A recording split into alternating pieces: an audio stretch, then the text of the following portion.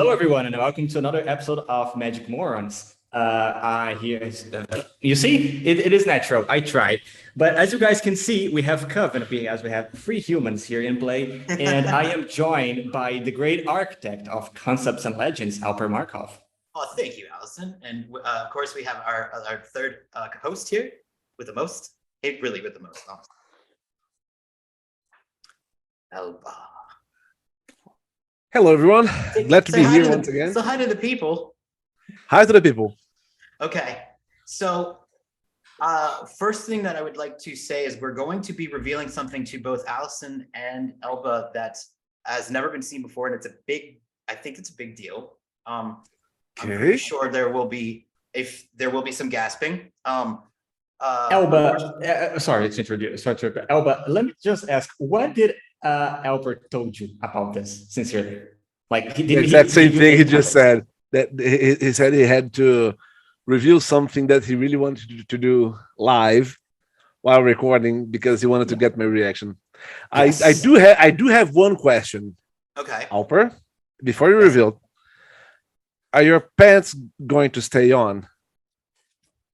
Well, first of all, that's a rude question because, as you well know, I don't wear pants when I do these things. So, that is obviously no. My pants will not stay on, but they will not be known to the audience.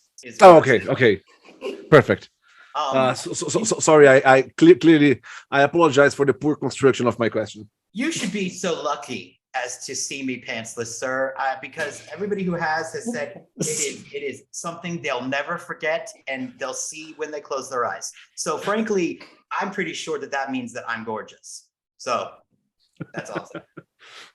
So, okay, start off for a little like fun thing for you guys. So these are little trinkets from the Magic 30. This is not the thing, but right here, they had Magic 30 card pins, which is really cool. I don't know if the camera's going to catch them. So hopefully we're okay. Whoa, cool. We got Ravenous Rat, right? Oops, wrong one. Isn't that cool? And then are those metal pins? Yeah, they're like pins, like you can unpin them. Oh wow. And then we got Elvish Chancellor. Chancellor, do it right. Come on, focus. Chancellor, I thought that was a visionary. Maybe it was. Maybe I read it wrong. Shoot. We could put pictures later on just because like visionary, you're right. It's visionary, not Chancellor. Yeah, it is. But I wanted to share that. Okay, so first things first, Elba, how was Japan? Was it fun? Oh yeah, tons of fun. Hella fun. Can you explain to me that joke about just real quick, the little joke like about you said something about like you didn't go to the bathhouse and you didn't go to the club, but then you were around a bunch of like little mammals and you were saying something like it was a joke. And deer, deer, the animal, viado in Portuguese means deer, and it means the same thing as fag. Oh, huh? Really? Yeah. Like bicha is a link for fag. Yeah. Well, so then can you call it deer bicha? Yeah. The other way around. They what? We call bichas deer. Oh, well, that blew my mind. Okay, well, now that that's out of the way, I was curious because I was like, well, it can't be that they call deers like they don't say deer and fag at the same time because that doesn't make any sense. Why do you think that is? I mean, just sidetrack. Like, why is that? Well, why do you think fairies? Same thing, you also have plenty. Fairies are like they throw glittery dust around and. Well, yeah, but and deers are an important thing. There are no deers in Brazil. There aren't. There aren't. I don't think there are. Are there? I don't. I'm pretty sure they're from North America. Oh, well, yeah. I mean, they are from North America. I don't think there are any South America. Well, this is some riveting magic stuff. But so the vision of deer we have in Brazil is Bambi. Oh yeah. Ew, yeah. Bambi was totally gay. I mean. So. Well, there you have it. Mm-hmm. I mean, that's why I think it's the origin of the. Such a mama's boy, until. Yep. Until she died. Okay, so, I guess we could just get the fun stuff out of the way. I might as well show it, right, Alison? Do you think I should show it? Just do it. Come on. But before I do, I want to ask you. What does Alison know beforehand? Because I had to tell him what it was, but he hasn't seen the photo.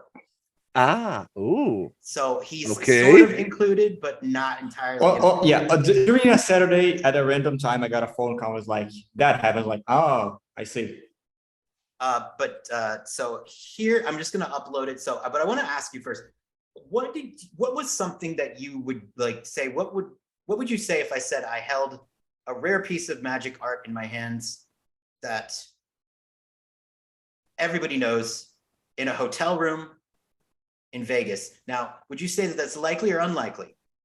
That sounds likely. You being you, in Vegas being Vegas. Now, what set would be the most unlikely set, do you think? Like, would I be holding something from, probably not from Alpha or Beta, right? But what maybe a little bit after that. What's the most unlikely set, you think, right? Original art, right? Original art. Original art. Well, I would say Alpha and Beta Alpha would be the least likely. But I think the Four Horsemen, Arabian Antiquities, Legends, and that sort of time. That's cycle.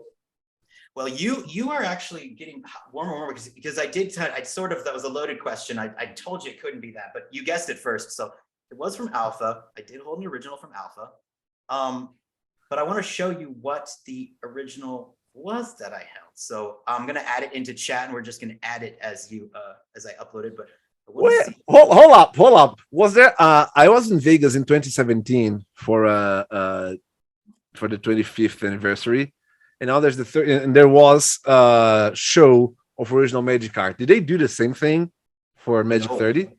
No, this actually was a private sale, and the person who sold it, which there will be a whole video about my interview with Daniel and everything, and the whole process behind it, close-ups, what have you, all that goodness. But it had been sold from owner to owner. It had a day in between from the owner who was not from the country to get to place to pick it up, and then that next day, that Sunday, leaves the country, and we do not know where it is.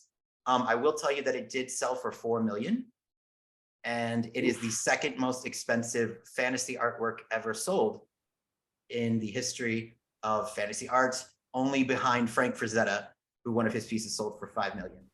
And I'm just gonna add. Is the artist Daniel Gallen? No, the artist is not. And you don't get to guess anymore.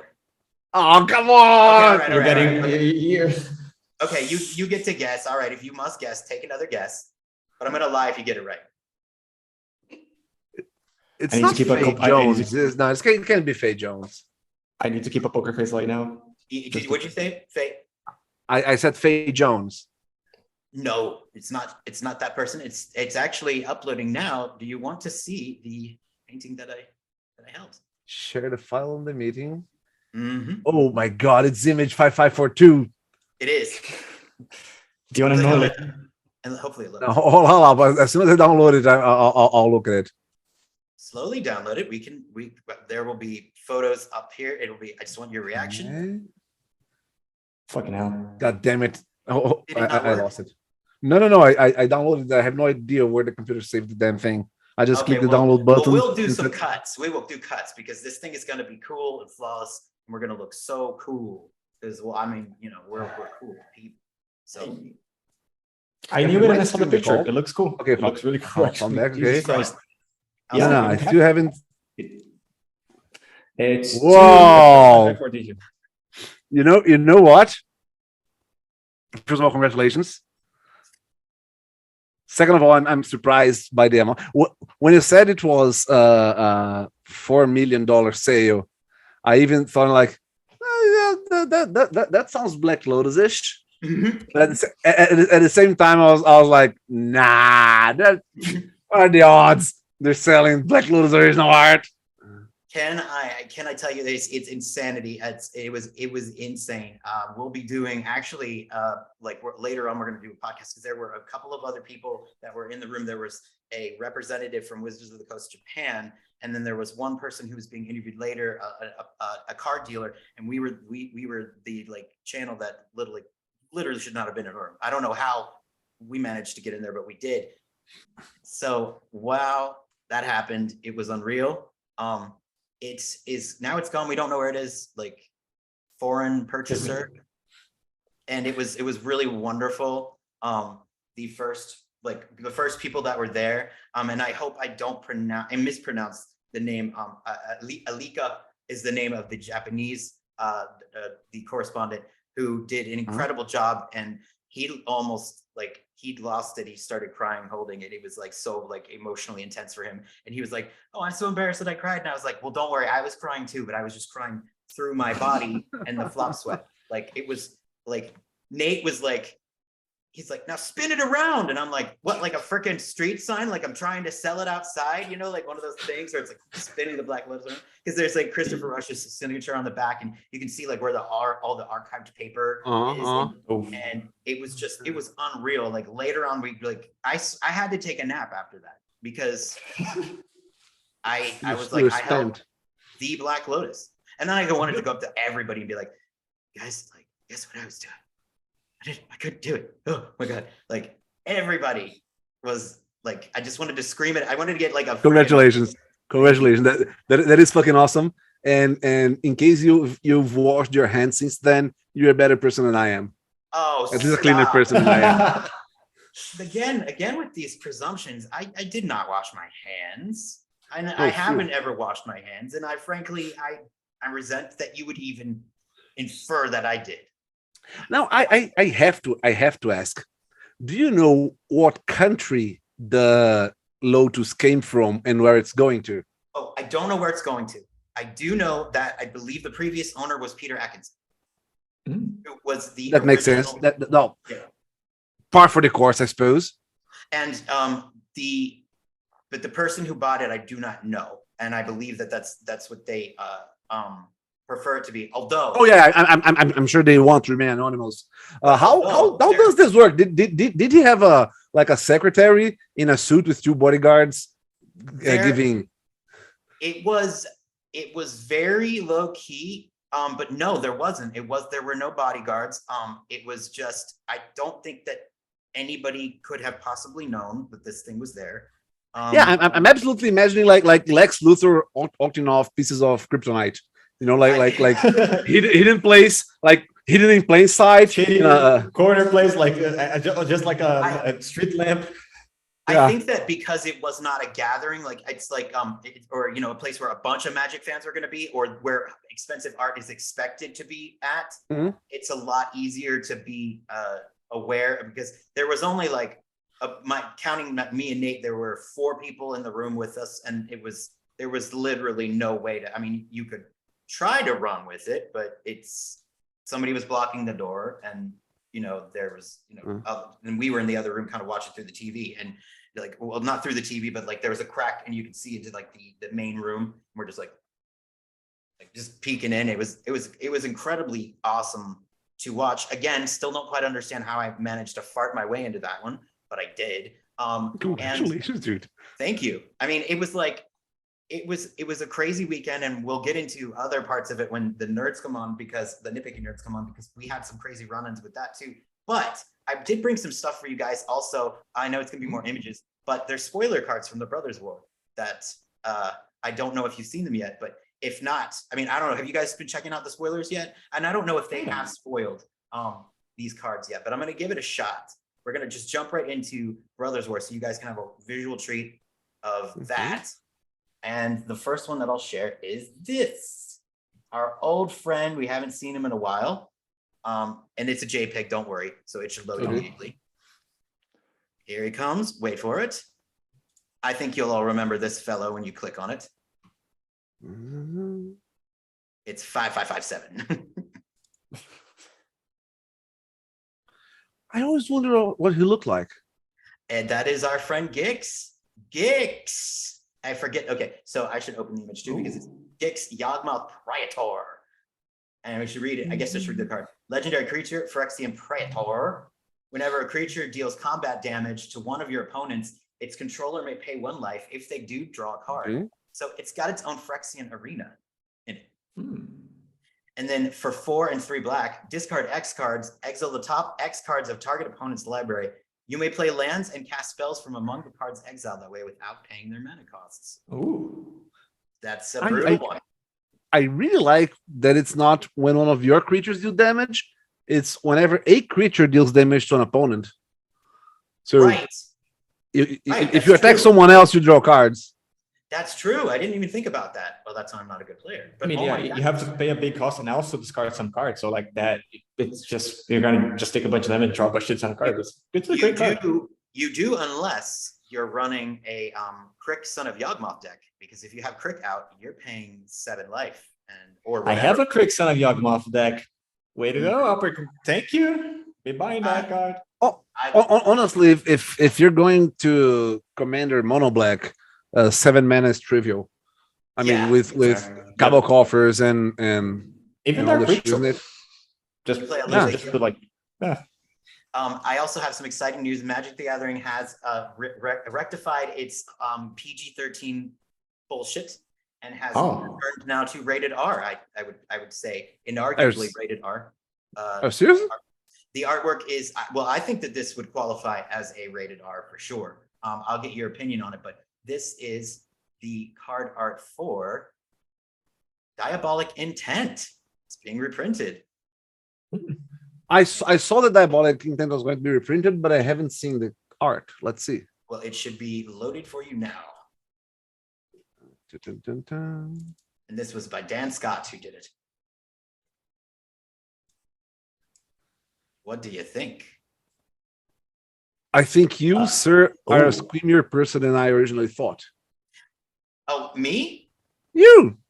I'm That's not scared. rated R. That is not PG-13. How is that not PG-13? Indiana Jones is scarier than that. That is R. I'm sorry, that's not PG-13. He's literally like got 2 people by their heads and he's like putting his things into them. There's just no blood. But it's, I mean, you think that that's like PG-13? Yeah. No. It's like grabbing people by their foreheads. I mean, sure, it looks painful, but well, fine. When he pierced, it says Gix pierced his disciples' minds and savored their experiences as he took in their knowledge. I think that I felt like this is way more horrifying than anything in Crimson Vow. Like that. Come on. No. Hold on. Compared Hold to on. Crimson Ball, Hold okay, on. that's a fair. Yeah. Come on. Now that's a bad comparison, and you know it. Okay. That was not a bad comparison. That is the last time we visited Innistrad, the horror plane. Yeah, but if I pick up my Uncle Scrooge fairy tales book, it has more frightening imagery than Crimson Vow had. Right.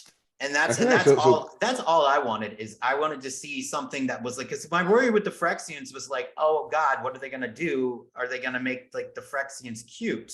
Or are they gonna make them, like now this one is actually pretty nifty. I don't know. This may not be a rated R, but it is as scary as fuck. No, okay. But I'm gonna help you out, Alper. I'm gonna help you out. If we look at the new mono black Ashnod commander, sorry, the Ashnod card, for example. Okay, that can be. I think you can have an argument for that because. Like, what does that one look like? I'll look it up. Let me grab the argument for you. Have you seen the old Ashnod? They did a new Ashnod. By the way, Ashnod looks like a Brazilian singer Hitali now. She looks like Hitali now. Okay, the old Ashnod looked like Brazilian singer Feiticeira. Wasn't the old Ashnod? They keep up with the theme, great. Yeah. Wait a minute. Now, I'm not sure if you guys are biased here because maybe you're just thinking, oh, these look like Brazilian singers, but how maybe I should look and see who I think. She does look like Italy. I tell you. Let me see here. I believe I'm going to argue that Ashnod looks like. I don't know who she looks like, actually. I mean, I can't think of anybody. Now, what is the name? How do you spell this? Rita, Rita, dash means space, Lee, Lee. Rita Lee, okay. Rita Lee. Rita Lee. Okay, so let's see here. When she was younger, she looked, well, yeah, I can see that. I can definitely see that. She does look like her. What an interesting look. She kind of looks like Barbara Streisand when she was younger a little bit. She does, except for the haircut. Powerful voice, I bet. But the Hitali's haircut is really iconic. Yeah. But anyway, like the artwork from like Ashnod, I believe it is that because we have like a spine and a body and a carcass. I think that could be argued as not the PG-13 thing. I don't know. Let's see here. Let's have a look. The new one. She is well, that's pretty gruesome. It's pretty gruesome. Oh. Astronaut flesh mechanist. This one, yep. That one, yep. Ugh, that is pretty brutal. Have you seen it? Have you seen it? I have. Maybe I'm the one with unrealistic expectations. Have you seen a little bit of lore context here? Do you know why she makes a 3/3 artifact zombie? Because Usually zombie tokens are 2/2, right? yeah, that is true. That is true. Okay. Now look up Ashnod's transmogrant. Ashnod's the transmogrant. Okay. Yeah. Transmogrant. Krav Maga. Let's see here. She makes that. Let's look. Oh. So I it see. gives a +1/+1 counter and makes the creature into an artifact. Oh. So it's a transmogrified zombie. So there we go. So Ah. that is an actual that's paying attention to the lore and whatnot. Good for Yeah. them. I'll tell you this much. They did a panel on the new Phyrexia, and there's well, okay, by the way, guys, I don't think I'm ruining anything, but I'll put the video out later, but I do kind of have to say this. I did get up on the Q&A and ask about Glissa, and they didn't say yes, but they did not say no. And they finished it off with, that's all I can say. Also, some news. People who might be interested in a D&D new Phyrexia mashup, it is something they didn't say it, but yeah, it's happening. And for those who want to learn Phyrexian, there might be a book coming out about that. Learning Okay, Phyrexian. that's interesting. That is interesting. You can learn Phyrexian. Also, Yawgmoth is not coming back there will be no time travel with Yawgmoth popping off and doing anything. When they do travel back in time, it's in one of his nap time phases. Oh, Huh? Like apparently, yeah. And so, and then also, this is crazy. Teferi has a last name. Did you know that? Wait, when did you know that? I did know that. I don't remember what his last name is though, because it's so seldom Acosta. used. Is what? Akosa. Acosta. His name is AKOSA, Teferi. yeah. Yeah, How I did you definitely know did not that, remember Alison? that. I remember him having a last name from the from old Urza Saga booklets. Really? I could not remember.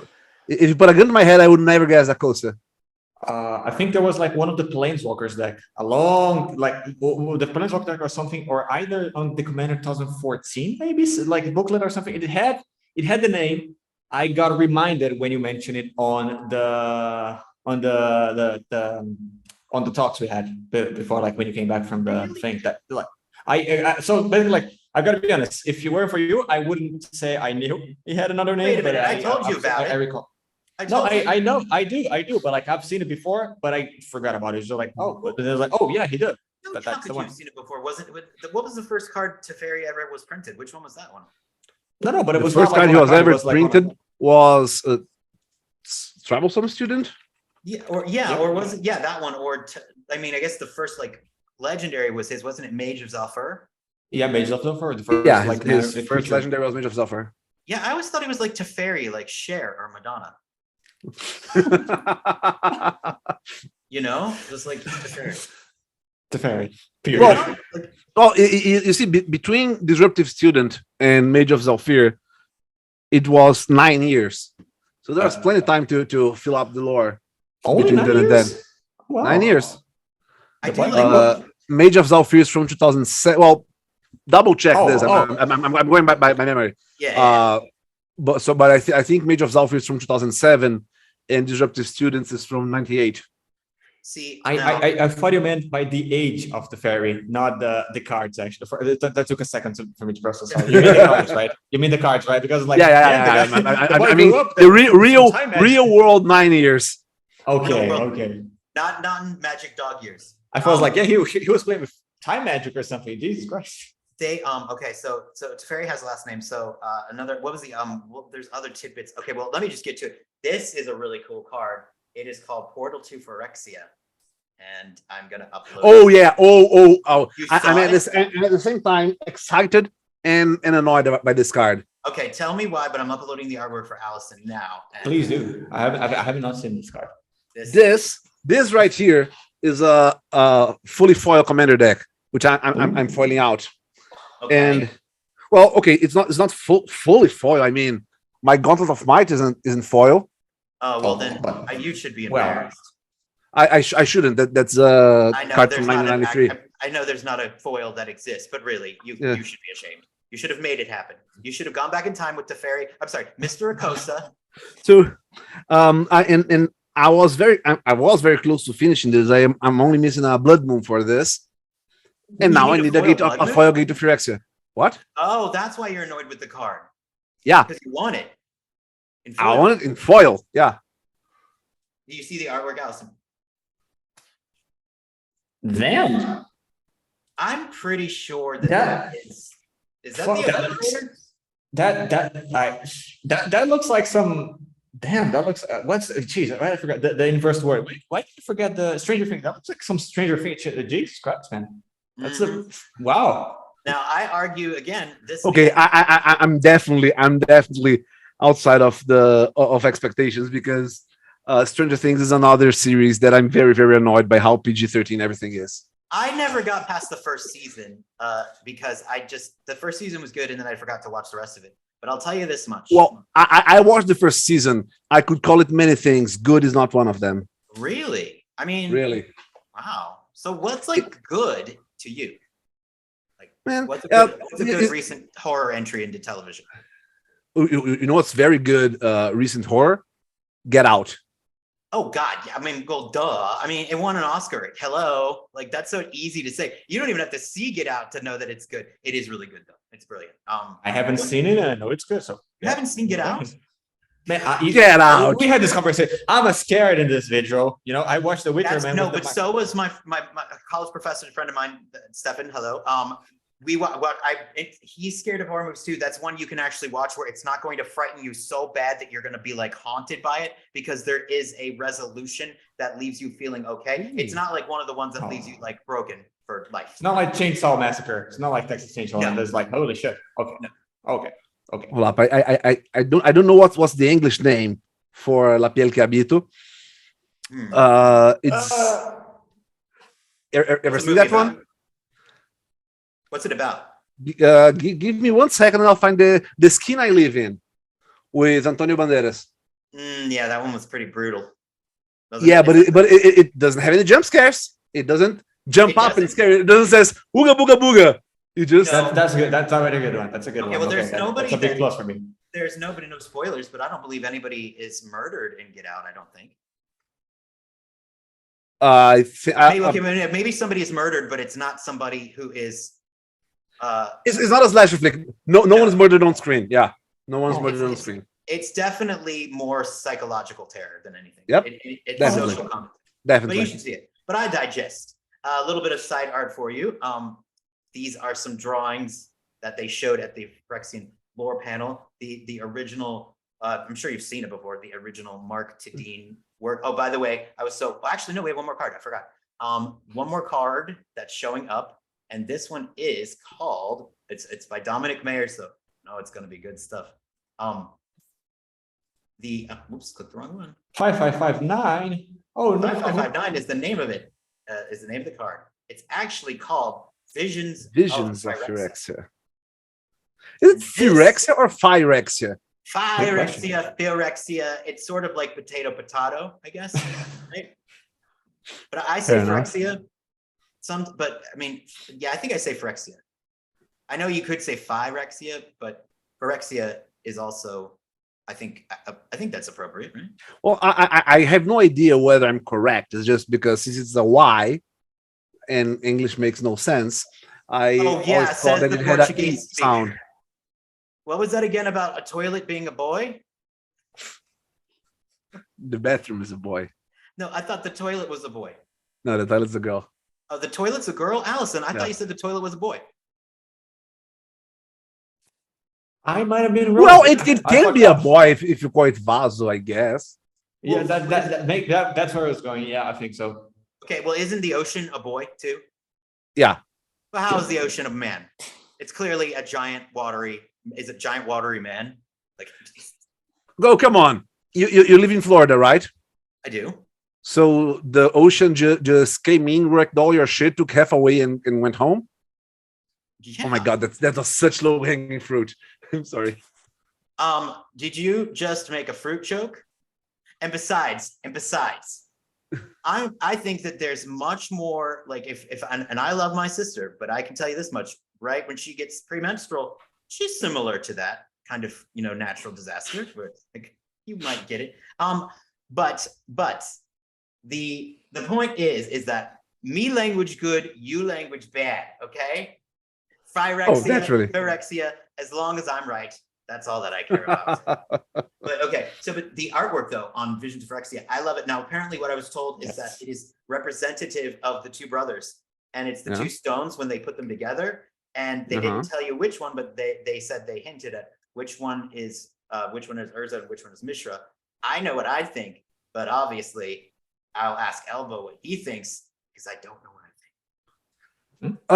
I think the fiery one on the left is Urza, and the dark one on the right is Mishra, because of all the machinery motif on the left and all the soda. Although it could be the other way around, because the X on the chest, Urza has wore that as well. Although I believe Mishra's last card, he had that shirt on, but Urza was a big soldier fan with Iotia and all that. My good feeling is left is Urza, right is Mishra, but I would not put money to this opinion. Go on, Alison. No, I was just gonna say, like, if not for that, just for like the small like Phyrexian symbol things on the right as well. That's the thing too. That's Mishra. That's but look, well, hold up. You call that Phyrexian symbols. When I look at that, I think of Yotian soldiers. It's really what that Dominic just. But fun fact, you do know that Phi is a letter, right? Yeah. A Greek letter, which is the symbol of Phyrexia is the Greek letter Phi. Right. But I mean, I guess you could say Phyrexia, but what's interesting because is the letter's Phi, right? Makes sense. I don't know what rexia means, but I do know that anorexia is Greek for meaning without desire. So rexia might be desire, maybe? I don't know, but I do know that that's like anorexia is Greek for without desire. I wonder if rexia has a like root. Rex or rexia? I wonder. Let's check it out. Why not? I don't think so. I mean, at least I don't know. Not from a brief look at it, but no, I don't think so. Anorexia nervosa. Orexis is appetite. N is without, okay, sure. But I believe that it meant without desire. Well, you got to agree. After 5 centuries, the difference between appetite and desire is very, very small. Yeah, true. But I mean, that's still. I mean, rexia seems like it would be like a orexis. Literally, orexis is Greek for appetite. So, what is phi? Does phi have a definition? No, phi is a letter. But as a letter, but I mean, like, I don't know, did it eventually become like a symbol that means something? Not that I know of. It's the same as the PH, 21st letter of the Greek alphabet, worth 500. Oh, of course, it represents the lowercase phi represents phase angle between current and tension in electrical engineering, naturally. It's the desires of the electrical engineers. That's what Yogmoth was about. He got those power stones and did some cool circuits with Raspberry Pi. That could be the meaning of it, right? Like they could put it in the next like unset or something, like instead of Raspberry Pi, which is like the microcomputer you can do at home, Raspberry Pi, that's just like the Phyrexian computer. That's a good idea. And apparently the symbol in philosophy is shorthand for a generic act. Okay. It's that's strange, but I mean, I guess if there's all will be one, but the red card, the enchantment red card for two red and 2 colorless at the beginning of your upkeep, exile the top card of your library. You may play that card this turn. At the beginning of your end step, if you didn't play a card from exile this turn, create a tapped Power Stone token. It's an artifact with tap, add 1 colorless mana. This mana cannot be spent to cast a non-artifact spell. What do you I'm guys only think surprised about, it's a mono red enchantment that draws a card every turn. Yeah, Red's never had a problem with that before, right? Drawing cards. Yeah. No. exact thing? What do you guys think the fact that like every single Power Stone comes in tap, but they made a shit ton of them? Oh, Like it would be Treasures or something? it would be broken, more broken than China in a bull ring if it didn't come in tapped. Yeah, that's Absolutely. there'd be no way. Yeah, if you didn't deal with it right away, it could just like be the game ender. No, not even that, because I'm pretty sure there are cards that make multiple Power Stones at the same Yes. time. If they came in untapped, it would be just be a ritual that doesn't end. Mm. It kind of reminded me of the, you know, in Hearthstone when you have any ramp that it like gives you an empty mana crystal or something. Yep. So it's basically like you're getting more next turn. Period. I Right. thought that you guys don't play Hearthstone because you're cool. Oh no, I boycott Blizzard. There's a difference, but I did play Hearthstone. I'm kidding. Ew. I'm kidding. I uploaded another real quick picture for you of the Mephidros human sketch. That's pretty cool. I loved it. Look at this Mephidros Oh shit. mofo. Pretty Oh, no. gnarly. Have you seen that really. new like trailer for the Phyrexian thing, the Brothers War trailer with Ajani, Johnny and I'm sorry, and to Mr. Akosa. Mr. Akosa? Mr. Akosa. Mr. Akosa, Oh, can I get your autograph? I saw part of the trailer, saw the beginning of it.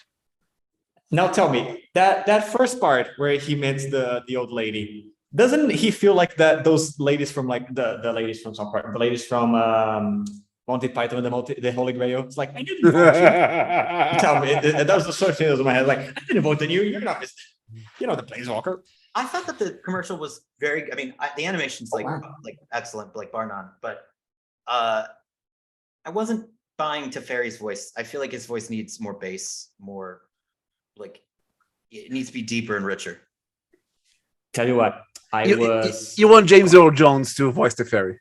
James Earl Jones or well, God, I mean, really, I mean, who wouldn't want him to I'm sure Wizards would like that. I just don't think they can afford him. I mean, it's like I'm pretty sure that he's probably a hefty fee. I think he might be retired too from acting too. Oh, that too. But I wanted somebody who, you know, just had a deeper, richer voice. It was the guy had kind of a nasally higher voice. You know what I'm saying? That's all I'm saying. Like, you know, didn't fit for me. It took me out of it a little bit. Who's the? Like we could get ourselves a who's got a good like bass. We could get Chris Rock to voice the fairy. That'll be perfect. Chris I'm sorry. Rock- I misspoke. I meant to say Chris Tucker. Chris Oh, Tucker. Wrong Chris Chris. Tucker. Yeah. Wait, isn't that the guy from the one with the Jackie Chan movies? Wasn't that him? Yeah. The one who's like, well, I think that he's gay. But... Yeah. The one with a very, very high voice. Yeah, he's like Michael Jackson, Michael Jackson impersonator. He should do Squee, the Goblin Nabob. Not a bad idea.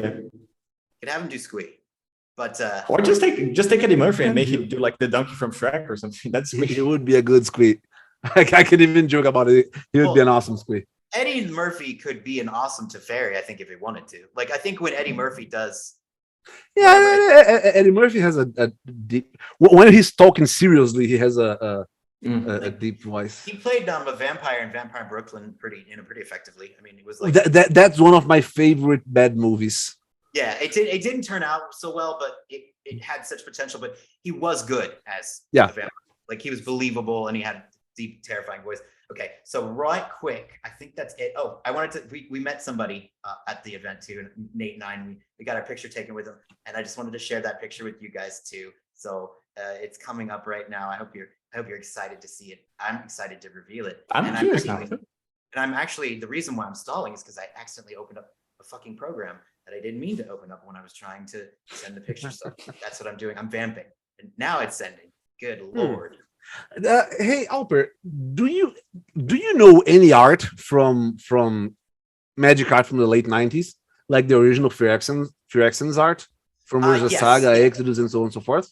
Like, I don't know every single one of them by heart, but I've seen many of them. Yeah. Okay. Why do you ask? Well, looking at my thoughts of the Fear Accents until 2014 was that Fear Accents were pretty much Cenobites from Hellraiser.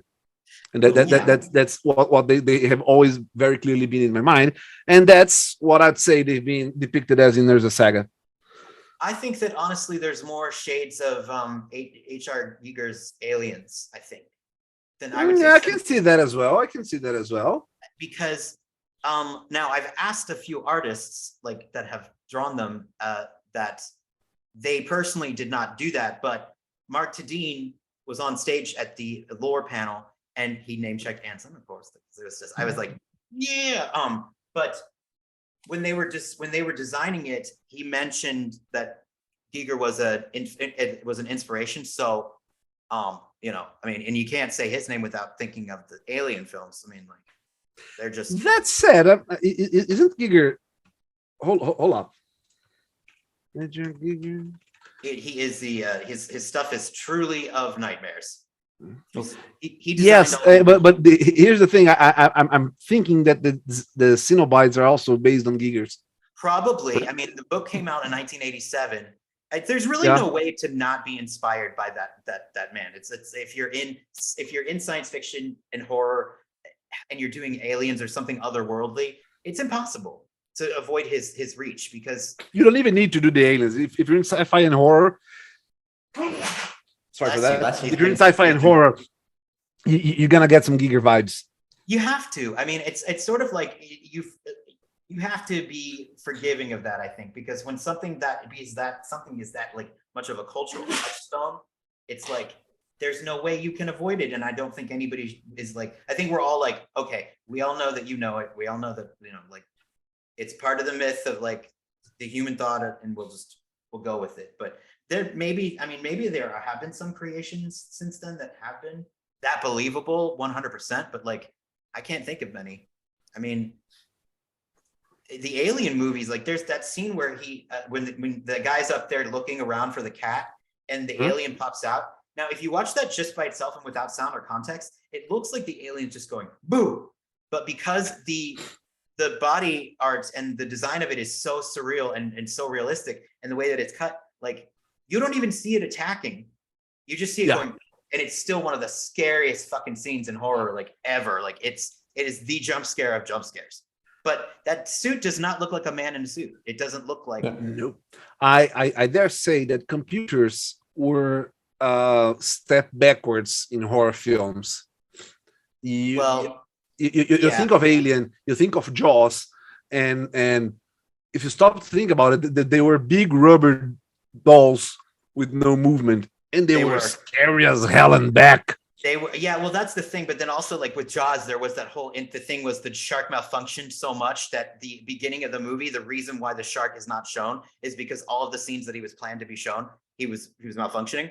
So, but Spielberg, I'm not saying that he was a genius for thinking. Yeah, that there were reasons that made it happen, but it is a hella scary movie. Oh, it works so well. Like, I mean, it ended up working out for the best. I dare say it works even better than if they had a big toy shark swimming around.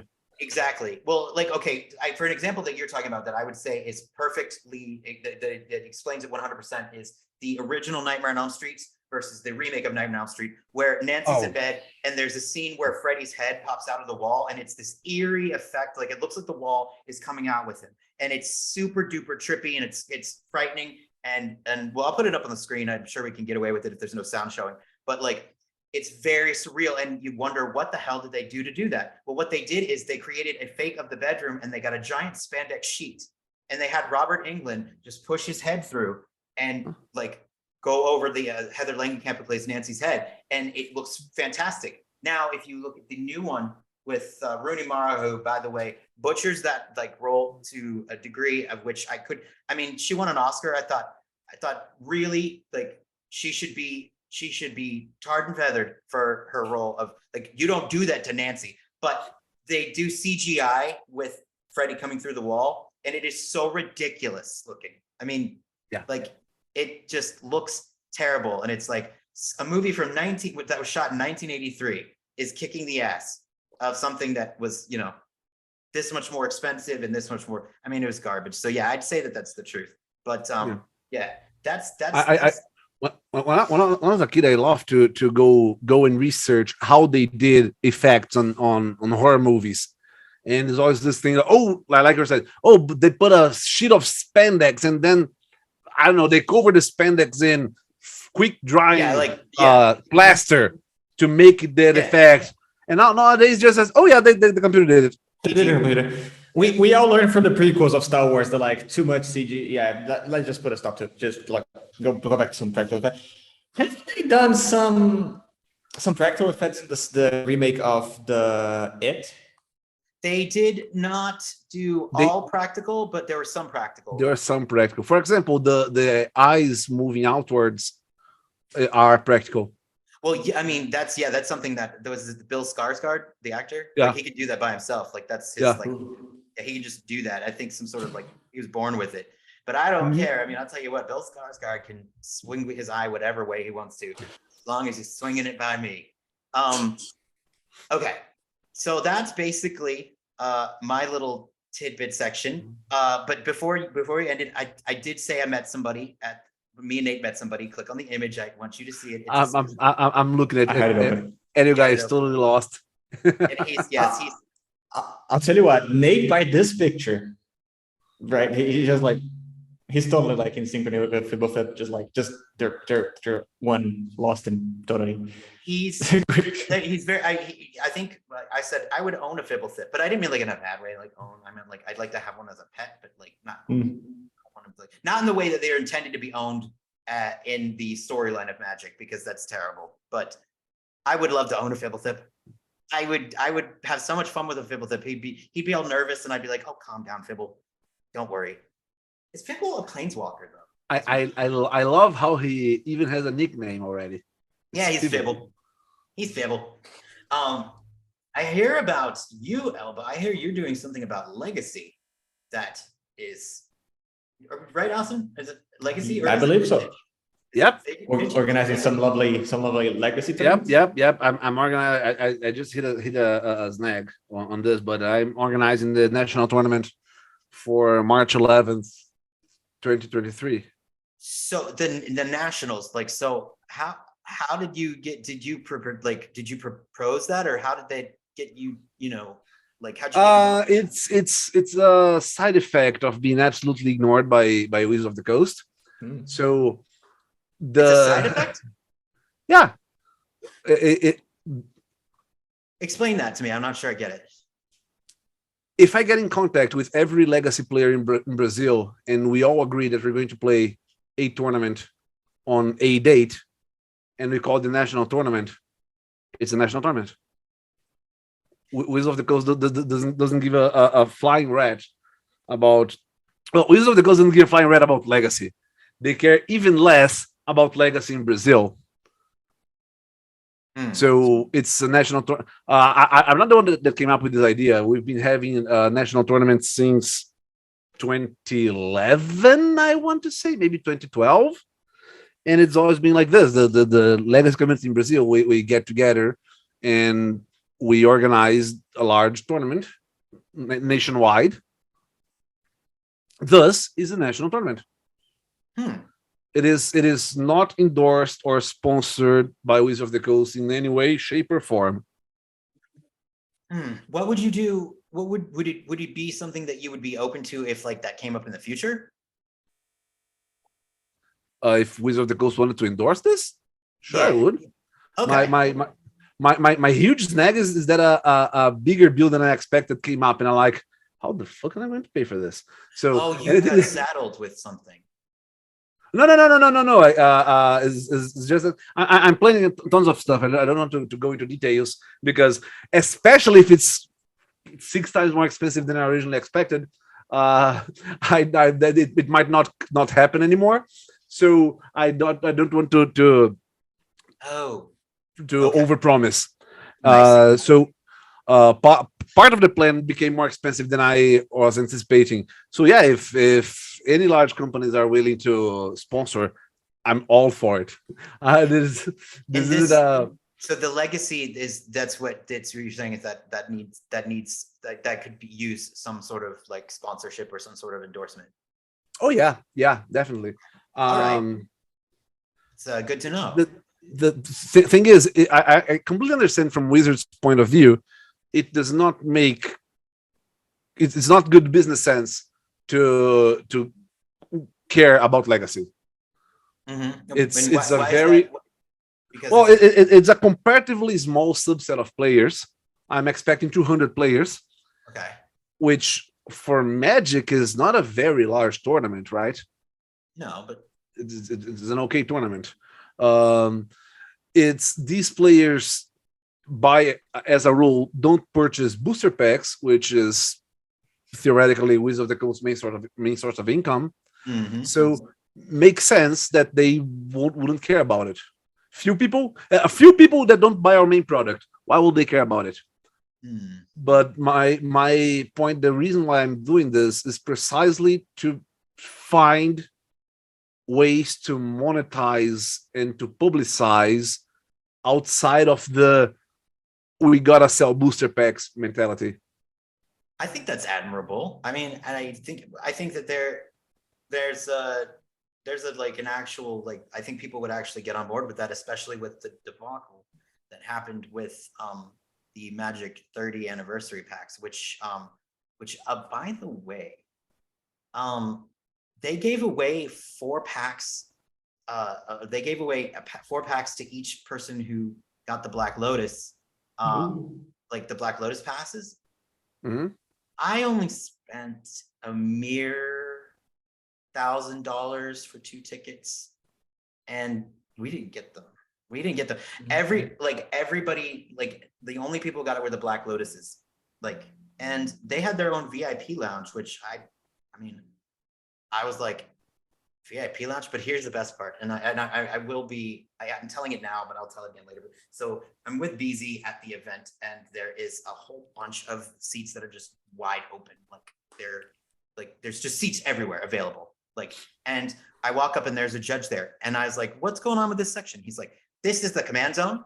This is for Black VIP and Ruby Mox pass holders only. And I was like, okay, well, is it, we've been standing around like walking. We just want to play a game of Commander. Like we've been walking around all day. We were like, I was like, is there any way I could beg, beseech, or plead with you to be let in? And he's like, I'm sorry, no. And so then I decided, and this is literally the exact rhythm that I said it. I said, well, how about if I slip you a little bit of money? Joking. And before I was done saying joking, he goes, frankly, sir, that is not a joke that I would make to a tournament judge at an official Magic the Gathering competitive thing. And I was just like, whoa. And I was like, I'm not playing, in case you haven't noticed, because I'm literally like standing there with my backpack on. I don't have cards seated. Like, I'm just like, I'm not bribing you to fucking play, you weirdo. I'm bribing you, jokingly, to be let in just to sit down because there's 350 seats open. And I was like, it was a joke, okay? And he was like, yes. And like, I think he realized he popped off. And so BZ witnessed the whole thing, and he was like, "Oh God, hall monitor vibes." And I thank you. That is something that there is a part of the judge community that I think they overestimate their importance. Oh yeah. I was having this exact discussion with. I am a judge. I don't know if you know. I am a level 1 judge. Yeah, I'm a judge. Huh. I'm not a dick. I'm not a dick about it, but I'm a judge. Oh. And I was discussing one of the biggest reasons why I became a judge is because a couple of judge friends of mine came and said, "Hey, Elba, just so you know, well, to cut a long story short, you don't know the names. The names doesn't matter. But I was told that that many of the judges who were nice people, high-ranking judges who were nice people in Brazil had left the program, and that many of the currently high-ranking judges in Brazil aren't that lovely people. And so friends came to me and said, it would be cool if you join the program, and we can have more nice people in the judge program here in Brazil. Like, yeah, sure, that's a good thing. I can always pick a fight like that. And this was a discussion I was having with one of these high-ranking judges about ever since they ended the DCI, the judges really have no say outside of the game at all whatsoever. And he was arguing against it. Yeah, Alper, you started playing what in 2019? So you never do you even know what the DCI is? I know that that's the number that you got assigned, like, to be in the competition, right? Or if you Yep. ever competed, that the DCI was your assignment number, I think. Yeah, but that's the short of it. But thing is, there was an entire backlog. There was a DCI website. If you put in your number, it would show every official match you ever played and the results, and every punishment you ever had, the reasoning and the results. So, for example, this was public information on the DCI website. You could check all the lifetime bans and the reason why people were banned for life. And so for example, there was a lifetime ban because the guy knocked 3 teeth out of a judge's mouth. And this information is no longer public. Now, really? There is no longer a database saying why people were banned or who is banned. So, for example, I know of a Brazilian player that was forcefully removed from a Magic Fest in 2017 for sexually harassing judges. And ever since then, now remember, there's no DCI anymore. There's no record of why someone was removed, why someone was banned, or why something like this happened. The people who worked on that event are from Channel Fireball, which no longer organizes Grand Prix. And nowadays doesn't even sell Magic anymore. Who did Channel Fireball? Didn't they get bought out by eBay? Yeah, they did. They bought up by TCG Player, and TCG Player got bought up by eBay. So there are no more employees left. Now, if there's a Grand Prix next year in Brazil, let's say Magic Cotton Candy Land, and there's a Grand Prix next year in Brazil, and this player shows up. Yeah. There's no way to prevent it. I mean, there's no record of what they did. Yeah. And but someone will remember that they did that. Someone who the people who worked at the company that witnessed what happened were bought up, and that company was bought out. So and you can't say I remember him doing this because that's not evidence. That's hearsay. You know what I'm saying? Like exactly. Especially of the guy's opponents, right? Especially the guy's opponents. Exactly. Like, I remember you. Exactly. Like what? So this is a discussion I was having with the judges. I think it was a very poor choice to remove the DCI because hell, if I walk up to a tournament, punch an opponent in the face, and walk out, there's absolutely diddly squat the judge can do about this. There will be no charges. Maybe, I mean, like. Welcome to Brazil. Oh wow. This is the thing I find most incredible about annoying people in the US. I think, wow, it's incredible how long they go without getting their teeth punched in. Amazing. But I've been punched several times in the face. I just take punches really well. I've learned that. I realized by the third punch in my life, I was like, it is a useful skill indeed. I was like, maybe I could be a boxer. I mean, I seem to people punch me, and I'm like, the first time I got punched, I was like, what the fuck was that? And then the guy ran away. And the second time I got punched, I was like, there wasn't much. Like I just was like, what? I was, annoyed. And then by the third one, I'm like, I don't think that everybody's a weak hitter. I mean, like maybe the common denominator is I just take punches well, and that I should maybe, stop. And I feel like I was justified in making them want to punch me, and I do stand by it because what I did was totally in the right to get punched, but I was also totally right. So we all used to be assholes when we were younger. Some of us are still assholes. We all used to be assholes when we were younger. I was both an asshole and a dick. I mean, it was like complete package. Yeah, it was like I was, maybe even just smack a taint in, and it's like, there you go. I'm ready to go. But okay, so yeah, the judges aren't supposed to intervene. I mean, if a madman comes into a store and punches someone, yeah, the judge is not going to physically hold the person back. That's what no, because security or police they're or not police, so they can't enforce exactly. That said, when the person hitting, physically assaulting, sexually assaulting, harassing, making the tournament impossible to play or whatever, is a known Magic player, the judges used to be able to report him to be punished by the DCI, which doesn't anymore. So, as for your example, if you were not joking and you had outright bribed the judge to let you sit down, what the fuck could he possibly do?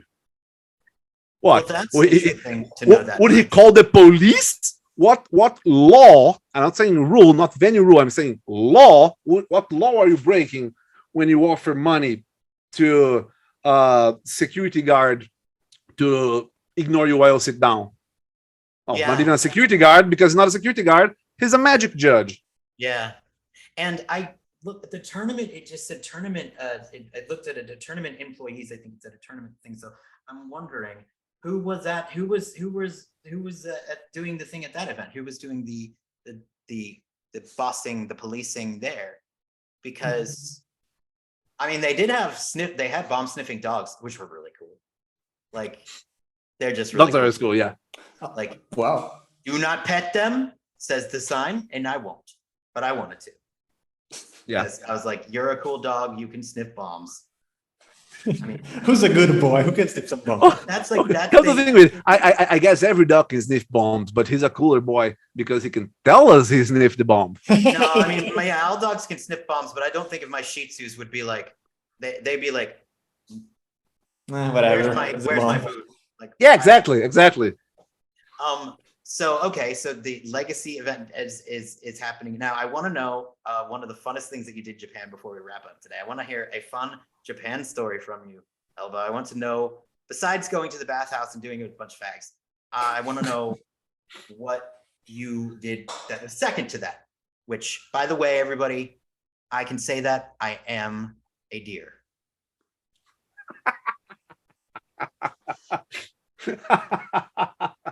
And I've earned my right. Anybody wants to challenge me, I will see them at the bathhouse. How much do you know about Japanese cuisine? I know that they like a lot of octopus, right? It's like a lot of octopus over there. Isn't it squid? Is it squid? Well, the things from the sea, but I wouldn't say either squid or octopus are particularly Eel? that too. No, I don't really know that much. I know that they make sushi and there's a lot of rice. Right? Okay, so I'm going to go the other way around. I think that's the best one. We went to the fish market and we wanted to go there early because the plan was that there's this big central market in Kyoto, and it's a very traditional, very famous market. And it was between our hotel and the castle that we wanted to go. So we figured the original plan was to go to the castle, and on the way back, eat lunch at the fish market. Then we learned that the fish market closes at 2 because it's a fish market. They catch the fish late night and they start selling the fish at 4 a.m. and they stop selling food. Exactly. They stop selling food very early. So we switched around and said, okay, not. So we're gonna have breakfast at the fish market. Then we go to the castle. So off we go to the fish market, and this is 8:30, 9 a.m., something like that. I think it was 9 a.m. when we got there, and we find a stall that's selling fried shellfish, all sorts of fried shellfish. And yeah, sure, let's try a couple, right? We sit down and we order one of each, which sounds a lot, but it was like 6 skewers, kebab. How do I say this? A little stick of wood with. So it's a kebab, I think. Yeah, kebab. So we ordered like 6 different, and when I go to pay at the cashier, there are cans soda cans by the cashier, and there's Coke, and there's 7-Up, and I'm sorry, not 7-Up. There's Coke, there's Fanta, Right? great Fanta, and there's a white can with a lemon on it. No, what are you talking about? It's a white can with lemon on it. What is it? What's in it? Well, it's beside a can of Coke and a can of Fanta. What do you think was in it? Well, it's got a lamb on it. I don't know. What I mean, is there lamb in it? Well, I figured it was some sort of lemon soda, right? Oh, I thought you said lamb. No, God. lemon, Oh, like Sprite. I think lime. it's Sprite. It was Sprite. Sprite. Yeah. Okay. So, well, it wasn't. I don't know if it's Sprite. I don't know if it's called Sprite over there. I just see there's a Coke, there's a Fanta, there's something with a lemon, and I'm thinking, I could have some. I could have a citrusy drink with my shellfish. I do not speak Japanese, No. so I pay for the shellfish, and I point at the can, and like one please, and the lady answers back to me. I have no idea what she's saying. Uh-oh. So I just smile and nod, do it again, one please. And again, she's telling me something. I have no idea what's going on. I'm guessing maybe she's out of lemon soda or something. Maybe I have no idea. Once more, I tap the can, one please, and she shrugs, turns around, and hands me a cold can of the thing with a lemon and 2 plastic cups. And I'm thinking, okay. Usually I didn't expect to get 2 plastic cups, but sure, whatever. Both plastic cups filled with ice. Sure. So I sit down, I grab my shellfish, I eat some, I pop open the can, I fill up a icy glass. Again, this is 9 a.m. I take a long swig, and it's alcohol. It's not even a little bit alcoholic. It's very alcoholic. Like, is it rubbing alcohol? No. It's God. shoshu, and I'm trying to remember what shoshu is made out of. Oh no, that's like grain alcohol, isn't it? Yeah, it is grain alcohol. Yeah, it's like moonshine. It's distilled from sweet potatoes, rice, and barley. I think it's practically vodka. No, it's Alison is going to know. No, it's not vodka. It's corote. Okay. Okay. Like that. Now let me just get this straight. I don't know what that drink is, but I'm going on a limb here. You were drunk after taking I wasn't drunk, but at the same time, I already paid for it, and I already took a big swig of it. Might as well, I'm like, you know what? It's 9 p.m. back home. It's not alcoholism. It's fine. Next it's a day reasonable time headline. to be drinking somewhere. And Next day headline. It's just like a picture of Elba hanging in the chest or So something. did your wife also partake? Did she also have a sip, or was she just like, oh dear? Oh yeah, I would be wasted if I had drank the whole thing by myself. And you know, the castle in Kyoto was the funnest castle we've been to. I have no memories of it. I took hardly any pictures of it, but damn, that castle was fun as hell. Can I ask for a picture of you at the castle for this podcast so we can show you? Like, if you can give it to me later and post it so I can add it in, because I want to know. I want to see a joyful blackout. I do want to see. I want to see a joyful blackout at the castle. It's not enough for a blackout. It's just the nice, joyful buzz. Well, you said you don't remember it.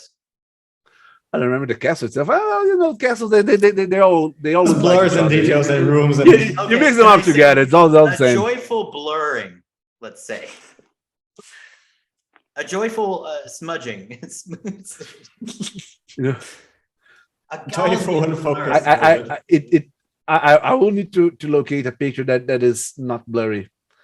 I want one that is you smiling at the camera, but I want you to be looking slightly like empty. Like when the people when they're drunk, they take pictures, they're like, I'll do my best, but I usually don't take. It's funny. I like taking pictures of things and places. I hardly ever take pictures of myself. I actually had problems with this. I've had more than one client ask me for a headshot for for promotional purposes or something. I'm like, Mm, shit, I wish I had a headshot. wow. So you just send them a picture of a castle in Japan. You're like, this I'm is, behind this camera. Yeah, something like that. this is an interpretation of myself. This is an artistic selfie. That you see, I am the castle. I am the castle.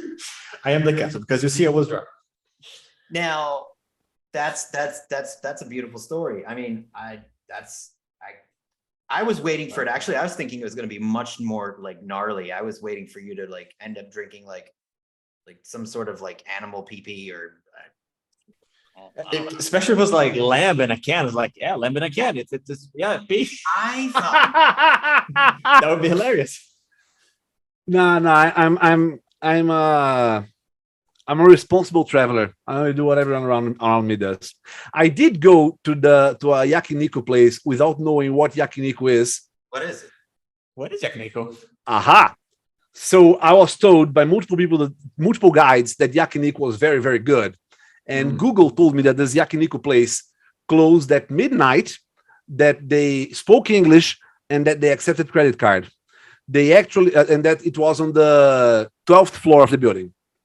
It was actually in the fourth floor. They actually closed at 10 p.m. and they took cash only. They did not speak any English at all. So I'm still not very sure what yakiniku is, but damn, it was tasty. Oh wow! You don't know what it is? Oh, it's meat of some sort, kind of grilled.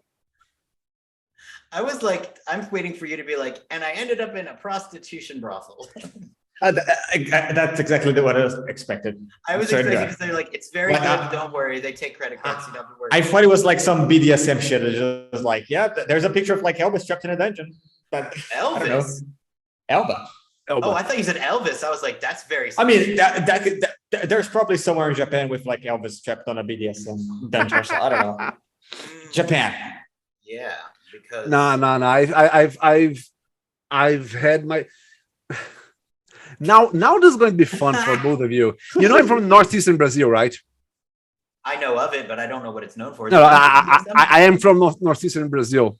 Oh, okay. And when I was 18 or 19, I went there, maybe 20, somewhere between 18 and 21.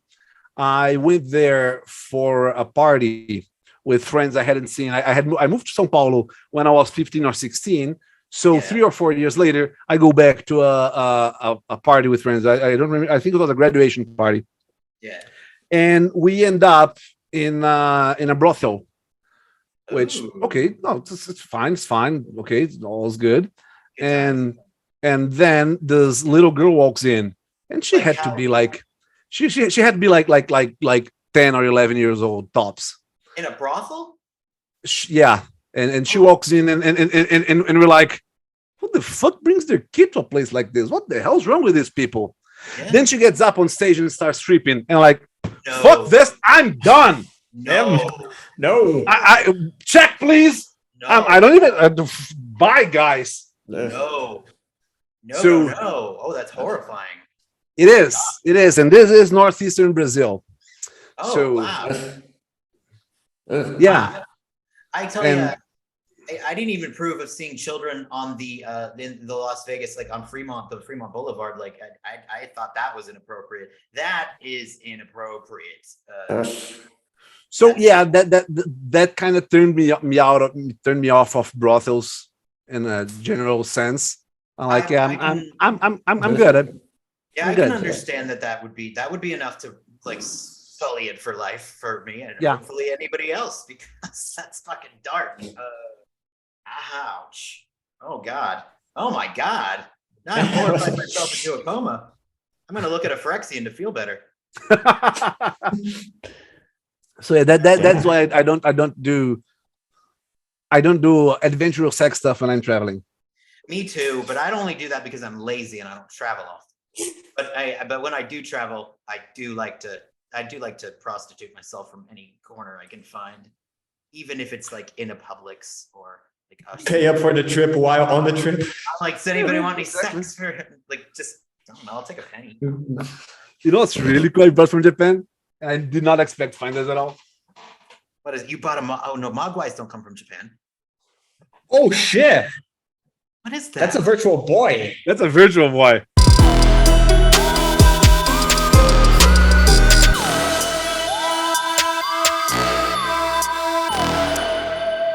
Bye bye.